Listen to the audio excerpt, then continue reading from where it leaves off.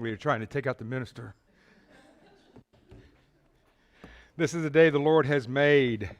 Let us rejoice and be glad in it. We were running late this morning. I won't say who made us late, but she wasn't ready when I was. And so I didn't get my chance to run around and say hi to everybody this morning. So I apologize for that. And I'll try to get to everybody after services.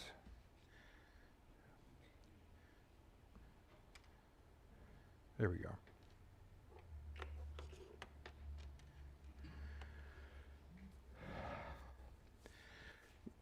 We are almost finished with our study on miracles. We have once we get finished with today, we'll have less than 10 to go. And I hope that you have been able to take all these miracles and apply them to your life, your daily life at some point. It's been kind of hard to do, and we're starting to get into to where we're kind of duplicating some that we've talked about before. Today, we actually have two blind miracles back to back. And so when I study these and I look at these, I've got to try to find a way to make them to apply to you today. So it's not boring, just another story, a biblical story. And when I take the time and I look at them and I read them word for word, usually something will jump out at me that is particular to that miracle, something that Jesus is saying in that miracle. And I'll take those words and then bring them out to us today. No, we're not doing the miracles of healing or feeding thousands or whatever, but Jesus usually makes a comment in those miracles that I bring out to you today or each time that we present these. So let's dive deeper into these miracles and not just skip across them like a stone. Today we're going to do 4 miracles. In the list that I handed out, I need to make some more up if somebody wants them. We're going to be looking at number 25, found in Mark 8, where Jesus heals a blind man at Bethsaida. Number 26, Jesus heals a blind man who was born blind in John 9, and those are the only 2 places we find these miracles. Then the 27th miracle is Jesus heals a boy with an unclean spirit. That is found in Matthew 17. We're going to be looking at Mark 9 that we talked about just here a few minutes ago, and then you can also find it in Luke 9. And then the last one is kind of a strange miracle. Jesus isn't actually healing somebody. He's not feeding, thousands of people, but it deals with the temple tax. And Peter comes to Jesus and asks him about the temple tax, and Jesus tells him to go fish. So we'll look at that here in a few minutes. I want to look at the map one more time. We've been all over. Jesus has been all around the Sea of Galilee. Last week he went up towards Tyre and Sidon, and they called it the region. He didn't necessarily go up to those 2 towns. And he came back around on the east side of the Sea of Galilee. And then last week when we left off, he had come over here to Magdala, which is 3 miles north of Tiberias. And that's where we found that stone. You remember that big rock that had been carved. And that we found it in the temple in Magdala. And so today, our very first one, we're going to come back up here to Bethsaida. It doesn't say about any boats or crossings, so we're going to assume that he came around the Sea of Galilee up to Bethsaida. And then we're going to see where him and the disciples go up to Caesarea Philippi. No miracles associated with that. Jesus talks to the disciples on that trip, and I'm going to bring out one point that he does during that trip. Then we have what I'm going to assume some days, maybe weeks, because if you remember, not everything that Jesus did, not everything that he said, not every miracle he said or performed is recorded. And so the next miracle that we're going to go to is going to take us all the way down here to Jerusalem. And we'll look at a map later on to show that. And then he's going to come back up to Capernaum for the miracle. So there's a big gap for him going down to Jerusalem, but we'll get into that as we get to that point. If you will, turn to Mark chapter 8. Here Jesus heals a blind man at Bethsaida, again up at the top of the Sea of Galilee where he fed the 5,000, if you remember. Mark 8, chapter 8, verse 22.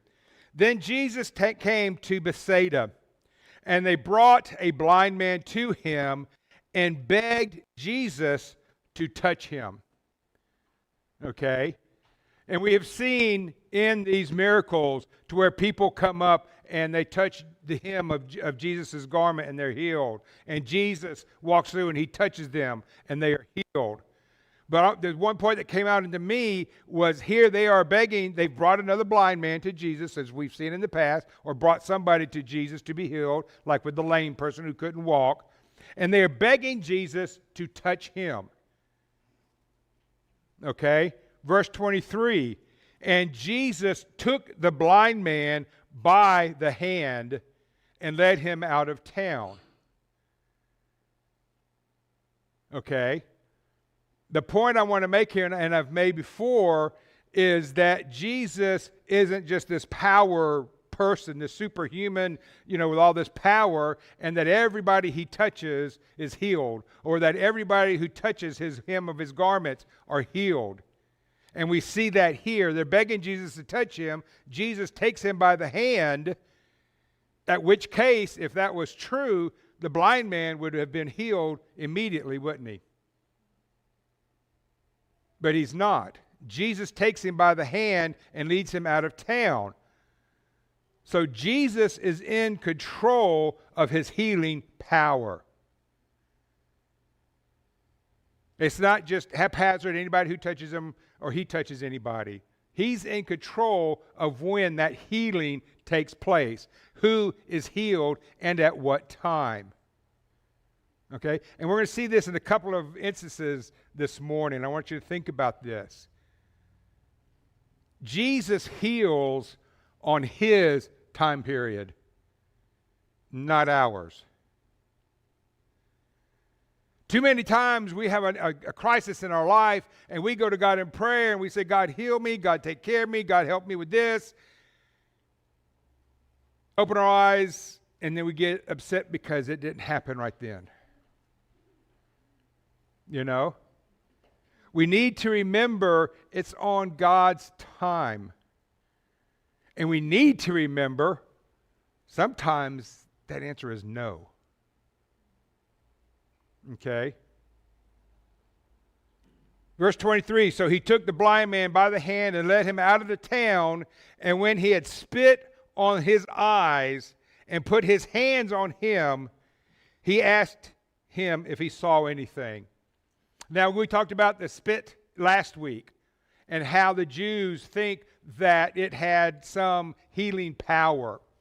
Well, I read some more this week, and they think the Jews, especially the religious Jews, thought that spit had more power very first thing in the morning. When you first woke up, before you had your morning coffee, okay, before you had anything to eat, that the spit had more healing power than it did later on after you've had something to eat or drink or later on in the afternoon. That's what I read. That's what they believed, okay?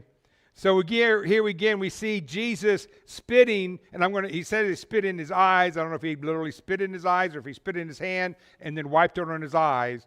But Jesus' spit went to the man's eyes.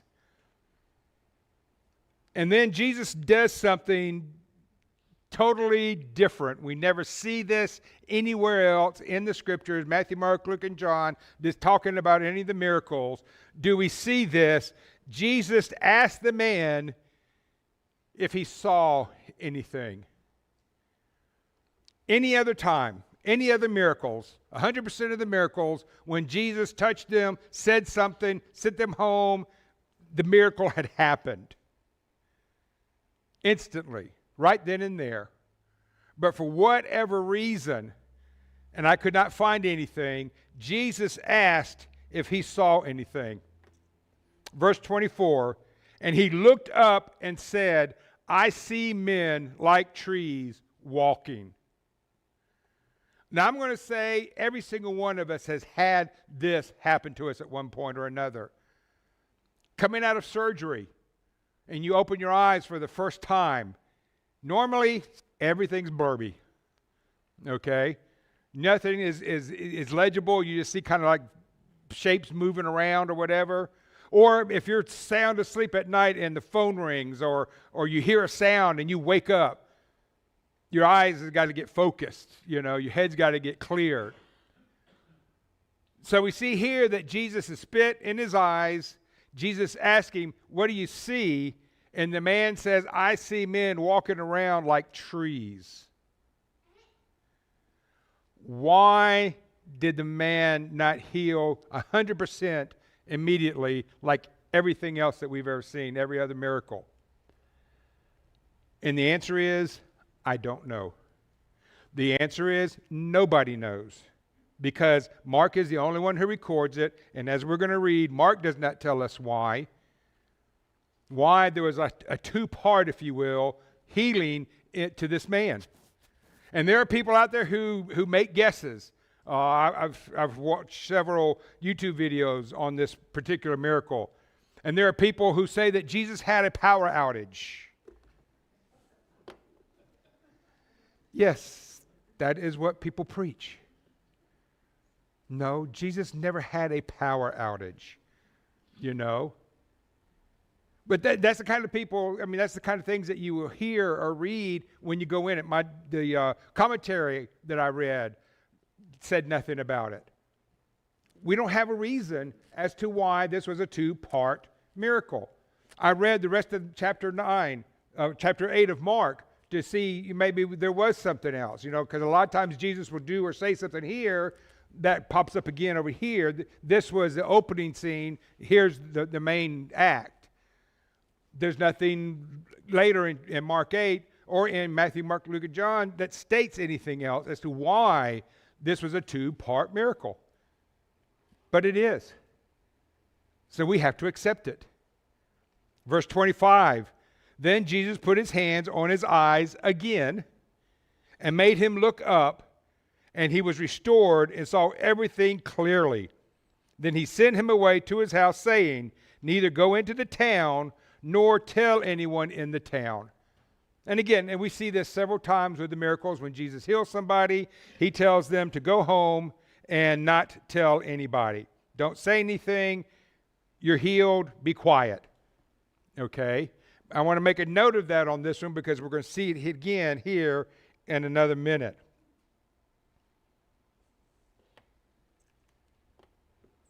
Continuing on, Mark 8, verse 27. Now I want to read these next 4 verses to expand on what Jesus tells the people. He heals to not tell others about Jesus' healing. Continuing on here in verse 27. Now Jesus and his disciples went out of the town of Caesarea, which we saw, Philippi, and on the road, they went out to the towns of Caesarea Philippi. This is where he's going up north out of the Sea of Galilee. And on the road he asked his disciples, saying to them, who do men say that I am? So they answered, John the Baptist, some say Elijah, and others one of the prophets. And he said to them, who do you say that I am? And Peter answered and said to him, you are the Christ. Peter has finally gotten it right. Peter is finally understanding. But what does Jesus say to him? Strictly warn them that they should not tell anyone about him.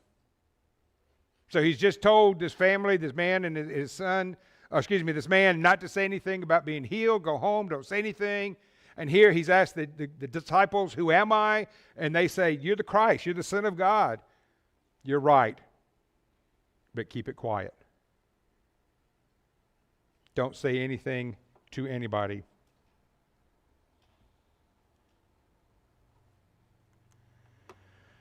In John 8:1, Jesus goes to the Mount of Olives.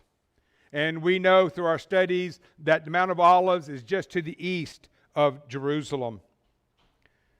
And so again, as I stated earlier, we have some time frame They are now up in Caesarea Philippi, which is up here. They had just left Bethsaida, and now they're going to come all the way down to Jerusalem. That is 132 miles, according to Google Earth or Google Maps.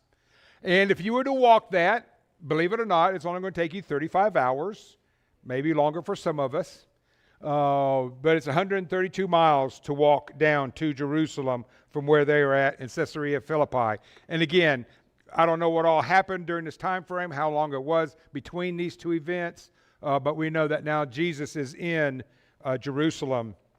The 26th miracle, starting in John 9, verses 1 through 12. Jesus is going to heal a man who was born blind.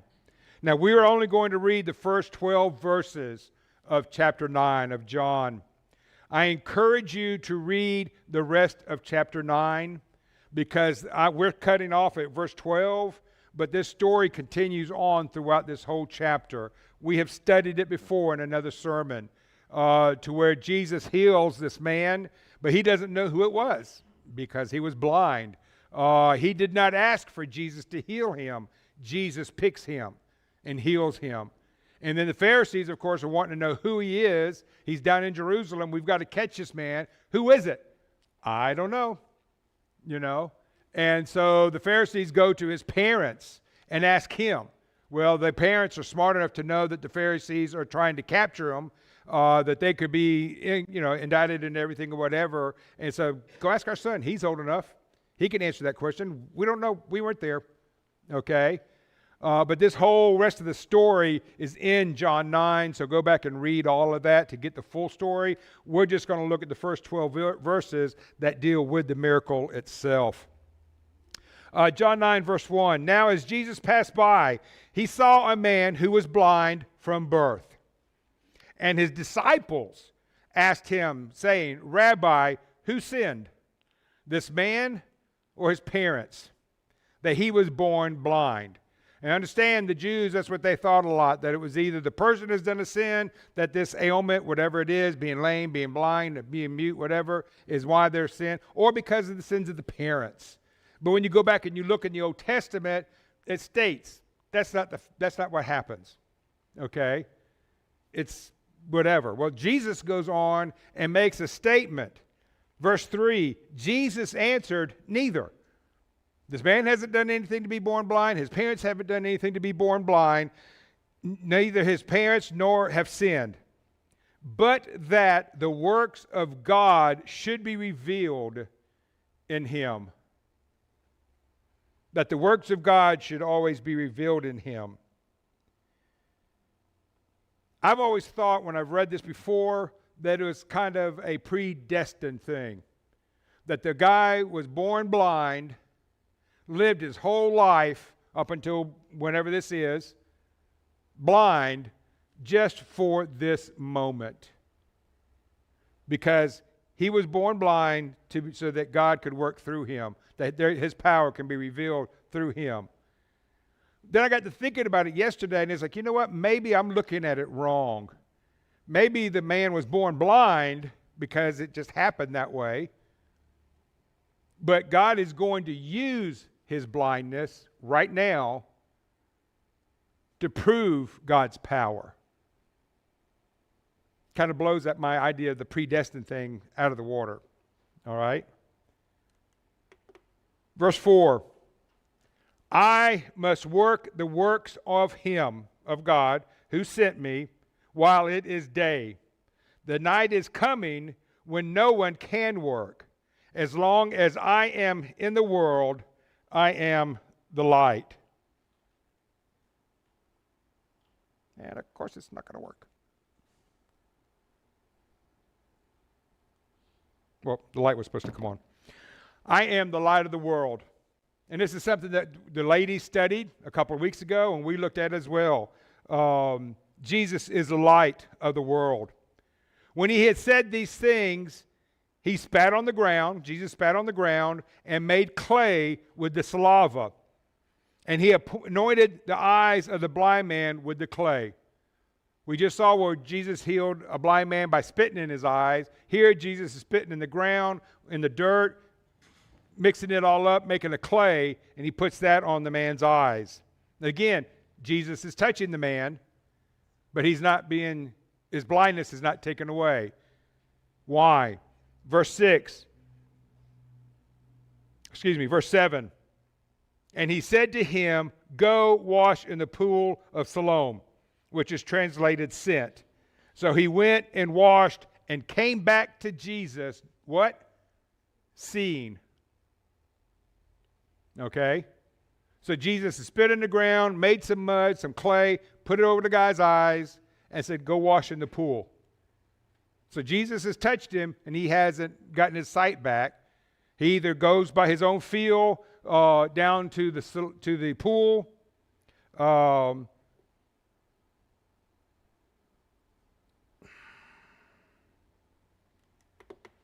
this is a picture of the pool of Siloam. And you can see there's stairs and everything to get down there to it. So the man has either gotten help to go back down there, or he's felt it. He's been down there before. And he goes down to the pool. King Hezekiah, we read about it in 2 Chronicles 32, verse 30. King Hezekiah built tunnels or aqueducts from the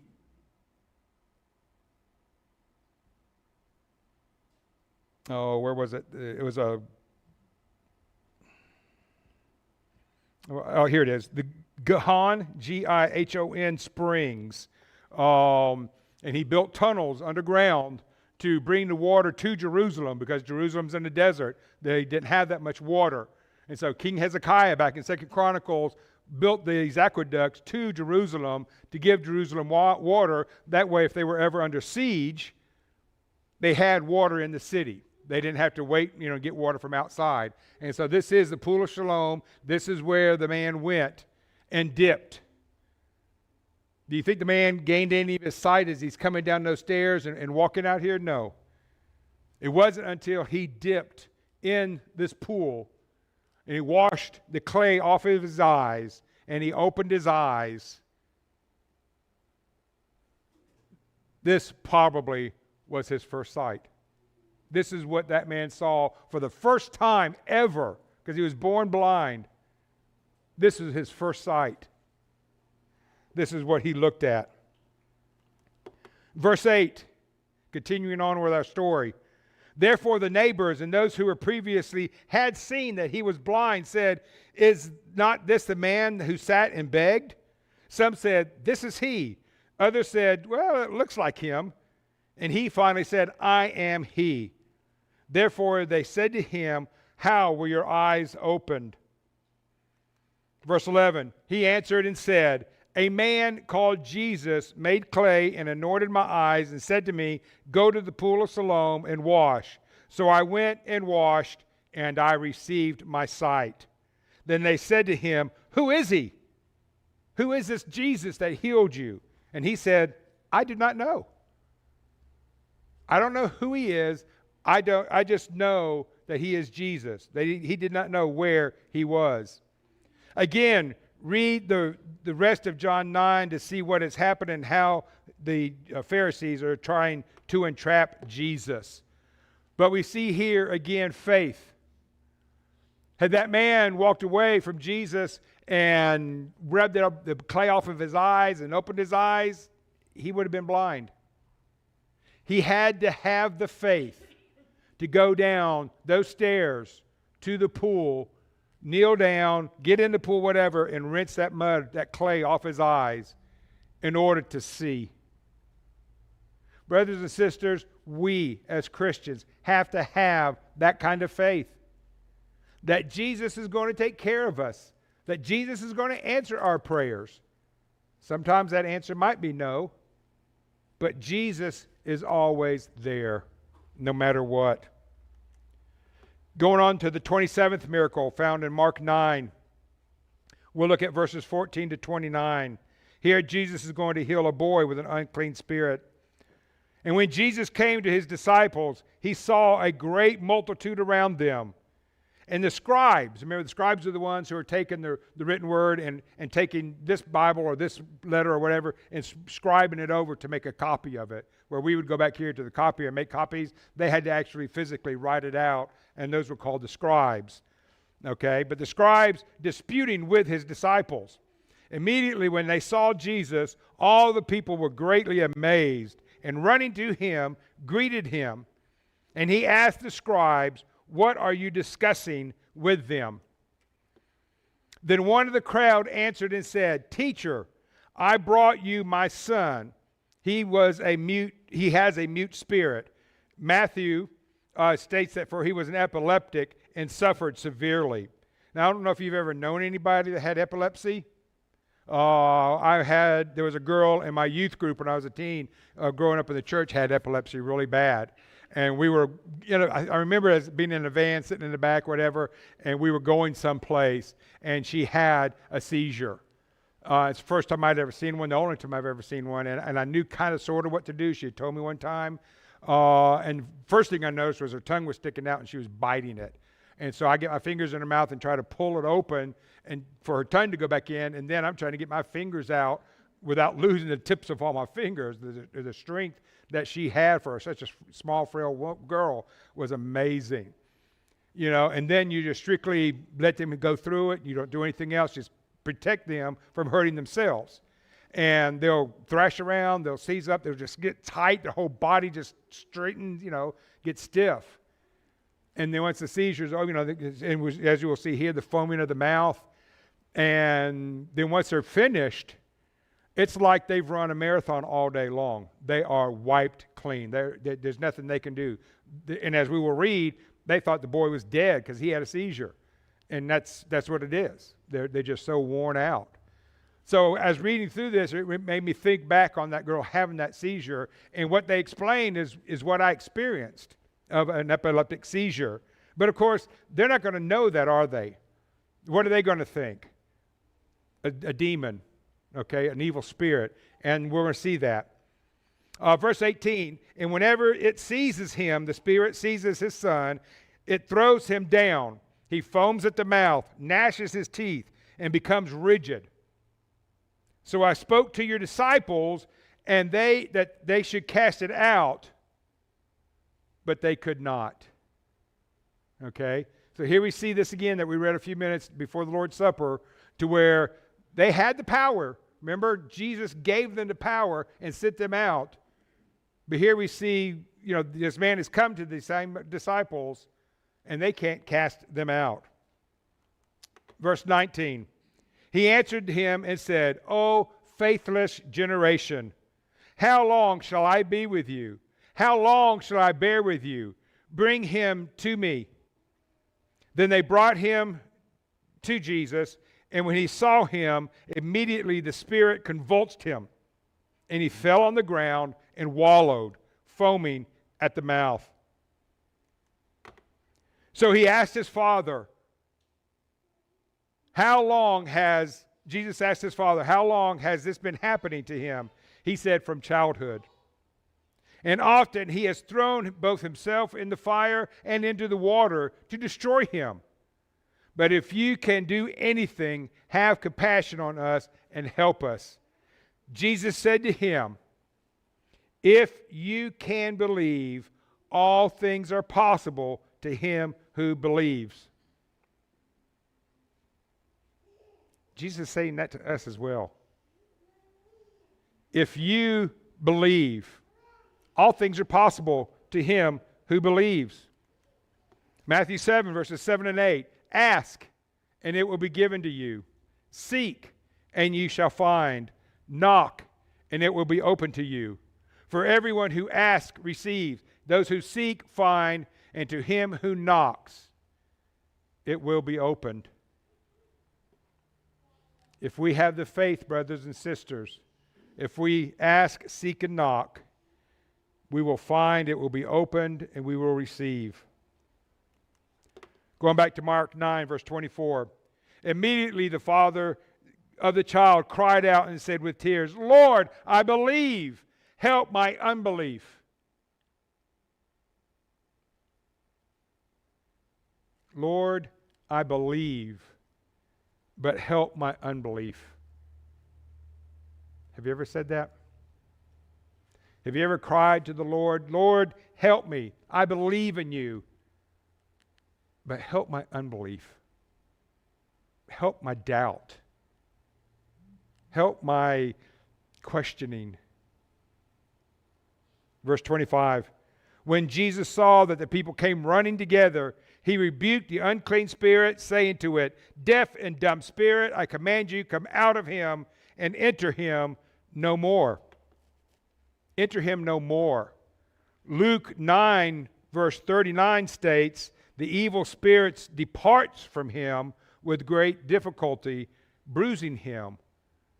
So that kind of gives the idea that this evil spirit leaves the boy in a fit like this because it's bruising him, but yet it comes back, and that's why Jesus tells him to come out and enter no more. Get behind me, Satan. Verse 26, then the spirit cried out, convulsed him greatly, and came out of him. And he became as one dead, so that many said, he is dead. Okay? And again, watching that girl have that epileptic fit, she was out. She was done for. And you would think that maybe she was dead. But what does Jesus do? Jesus takes him by the hand and lifts him up, and he arose. And I guarantee you that little boy was good as new. He wasn't still feeling the effects of the epileptic seizure.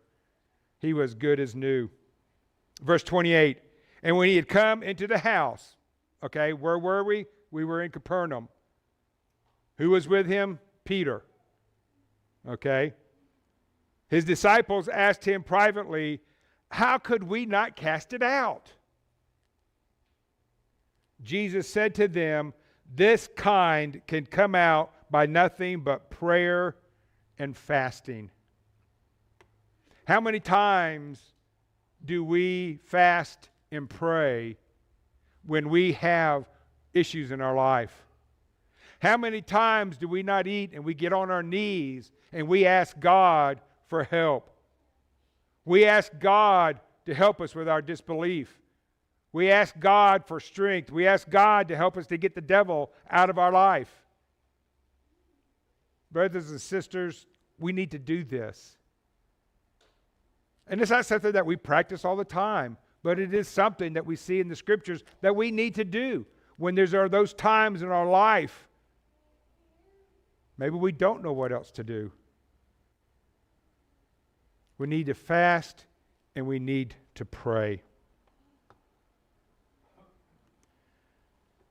Matthew records a different answer to the disciples that I want us to look at in Matthew 17, verses 19 and 20. Then the disciples came to Jesus privately and said, why could we not cast it out? So Jesus said to them, because of your unbelief. For assuredly I say to you, if you have faith as a mustard seed, you will say to this mountain, move from here to there, and it will move, and nothing will be impossible for you. So the disciples, Lord, why couldn't we do this? You gave us the power, but why couldn't we do it? Why couldn't we cast this evil spirit out? Jesus point blankly says, because of your unbelief. How many times has Jesus told us that when we go to him and say, Lord, why can't I talk to somebody? Why can't I do this? Why can't I? Maybe it's because of our unbelief. Maybe it's not unbelief totally, but lack of belief. Because he says if you have the faith of what? A mustard seed. Have you ever seen a mustard seed? They're teeny tiny little things. And all you need is that amount of faith to move a mountain. But sometimes I think we struggle with that. Sometimes I think we get too caught up in the world. Sometimes I think the world bears us down and tells us that we can't do things as a Christian. But we can if we just do it and not listen to people telling us that we can't. Matthew 17, verses 24 through 27. When they had come to Capernaum, those who received the temple tax came to Peter and said, "Does your teacher not pay the temple tax?" He said, "Yes." And when he had come into his house, Jesus anticipated what Peter was going to say. And Jesus asked Peter, "What do you think, Simon? For whom do the kings of the earth take customs or taxes? From their sons or from their strangers?" We just had our tax time come up April 15th. Who does the U.S. government get their taxes from? From U.S. government agencies? Or from the strangers, from the people? From the people, from us. And everybody I've talked to this year got stuck really bad this past year. All that free money that we were getting, we ended up having to pay that plus some. Okay? Everybody I've talked to got really hit hard. But who do they get it from? Not from government, not from other agencies. They get it from the people. So what Jesus said over 2,000 years ago is still applicable today. Peter said to him, "From the strangers." Jesus said to him, "Then the sons are free." We're not free. We're not the sons. We need to pay our own taxes. Nevertheless, lest we offend them, go to the sea, cast in a hook, and take the fish that comes out first. And when you have opened its mouth, you will find a piece of money. Take that and give it to them for me and for you. So Peter comes to Jesus and asks about the money. Peter says, "We don't have the money, go fish." Man, if that was so easy. If that was, oh, don't have any money, let's go fishing. Come on, Bob, let's go to the lake. Bring 2 poles. I need a lot of money. So again, this is a different kind of miracle. But I think going down, catching one particular fish out of the Sea of Galilee, and it just happens to have the money that we need, considers itself to be a miracle.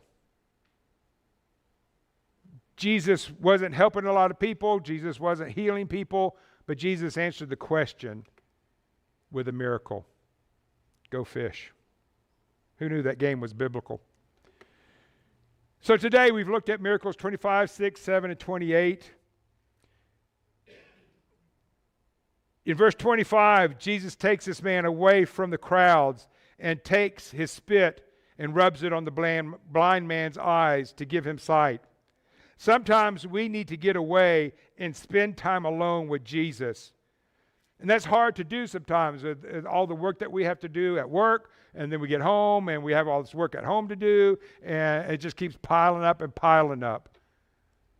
But we've got to do this, brothers and sisters. We've got to pull away. We've got to have some alone time on our knees with Jesus. Number 26, Jesus spits on the ground and makes clay and puts it in the mixture on the blind man's eyes and has him wash it in the pool of Siloam to be able to see for the first time in his life. Sometimes God works in our life when we don't expect it. We need to realize it from Jesus and not ourselves.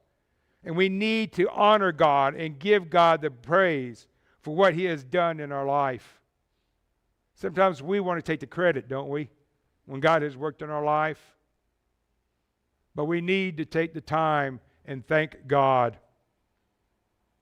Miracle 27, Jesus heals the boy with the unclean spirit of epilepsy, and with it a lesson of having the faith of a small mustard seed to be able to accomplish anything we need. We need faith to seek and ask and knock, and it will happen for us.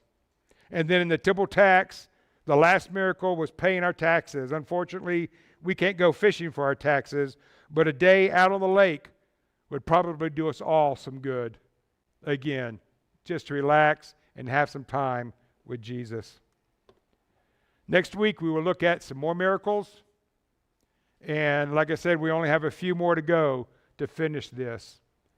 And again, I hope that I'm able to present these lessons, these miracles in a way that you can use it, that it can help you to grow as a Christian. that can make you sit back and think, what do I need to do? What can I do to get closer to God? If there's any way that we can help you this morning, let us know. Maybe you've fallen down and you've stumbled and you need the prayers of your family to help you. Let us pray for you. Let us know what's going on.